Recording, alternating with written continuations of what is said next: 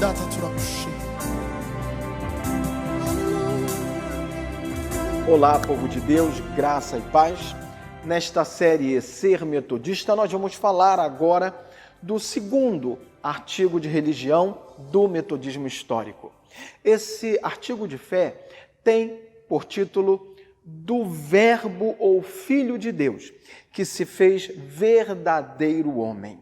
O artigo diz: o Filho, que é o Verbo do Pai, verdadeiro e eterno Deus, da mesma substância do Pai, tomou a natureza humana no ventre da bendita Virgem, de maneira que duas naturezas inteiras e perfeitas, a saber, a divindade e a humanidade, se uniram em uma só pessoa para que jamais se separem, a qual pessoa é Cristo, verdadeiro Deus e verdadeiro homem, que realmente sofreu, foi crucificado, morto e sepultado para nos reconciliar com seu Pai e para ser um sacrifício, não somente pelo pecado original, mas também pelos pecados atuais dos homens.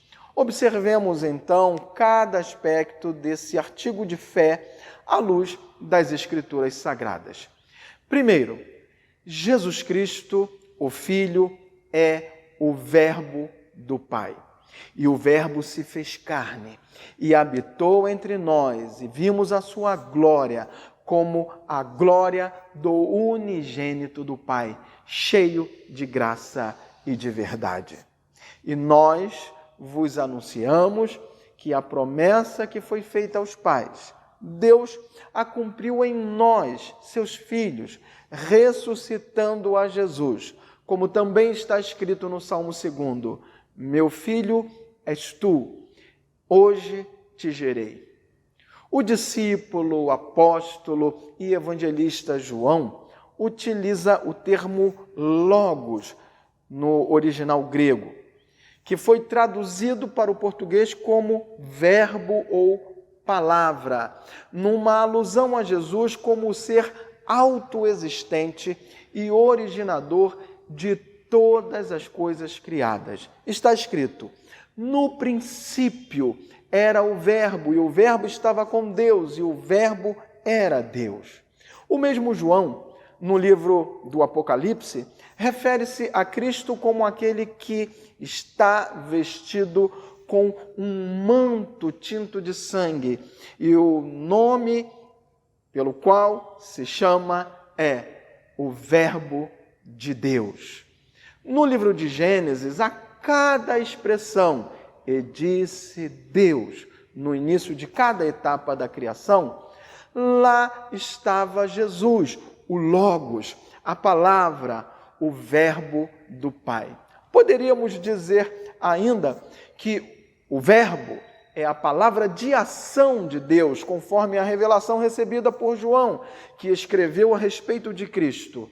Ele estava no princípio com Deus, todas as coisas foram feitas por ele, e sem ele, nada do que foi feito se fez. Segundo, Jesus Cristo é o verdadeiro e eterno Deus.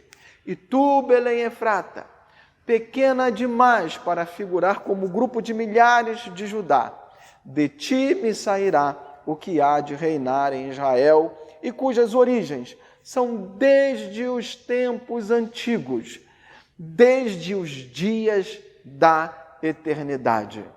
Porque um menino nos nasceu, um filho se nos deu, o governo está sobre os seus ombros, e o seu nome será Maravilhoso Conselheiro, Deus Forte, Pai da Eternidade, Príncipe da Paz. Eu quero aqui destacar a expressão Pai da Eternidade. Quando foi que começou a eternidade? E quando terminará a eternidade? Ora, se é eternidade, sempre existiu e sempre existirá. Jesus é o Pai da eternidade, isto é, Ele é superior à eternidade. Ele é maravilhoso, por isso, Ele também é o Deus forte e nós louvamos o seu santo nome. O terceiro aspecto, Jesus é da mesma substância do Pai. Eu e o Pai somos um, disse Jesus. O quarto aspecto, Jesus Cristo tomou a natureza humana no ventre da bendita Virgem. Vindo, porém, a plenitude do tempo, Deus enviou seu Filho, nascido de mulher, nascido sob a lei. E o Verbo se fez carne e habitou entre nós, cheio de graça e verdade. E vimos a sua glória, glória como do unigênito do Pai. Nisto reconheceis o Espírito de Deus, todo o Espírito que confessa que Jesus Cristo veio em carne é de Deus. O quinto aspecto desse artigo de fé, duas naturezas inteiras e perfeitas, a saber, a divindade e a humanidade se uniram em uma só pessoa para que jamais se separem. A qual pessoa é Cristo, verdadeiro Deus e verdadeiro homem. Passados 8 dias, estavam outra vez ali reunidos os seus discípulos, e Tomé com eles. Estando as portas trancadas, veio Jesus, pôs-se no meio e disse-lhes: paz seja convosco. E logo disse a Tomé: põe aqui o dedo e vê as minhas mãos, chega também a mão e põe-na no meu lado, não sejas incrédulo, mas crente.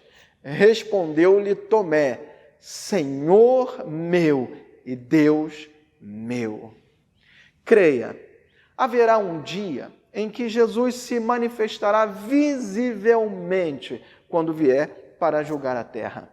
Por isso, devemos estar firmes, aguardando a bendita esperança e a manifestação da glória do nosso grande Deus e Salvador, Cristo Jesus.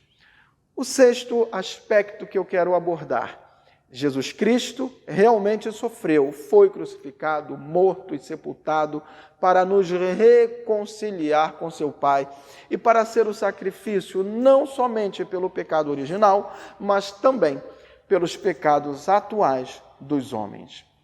Antes de tudo, vos entreguei o que também recebi, que Cristo morreu pelos nossos pecados, segundo as Escrituras, e que foi sepultado e ressuscitou ao terceiro dia, segundo as Escrituras, o qual a si mesmo se deu por nós, a fim de remir-nos de toda a iniquidade e purificar para si mesmo um povo exclusivamente seu, zeloso de boas obras.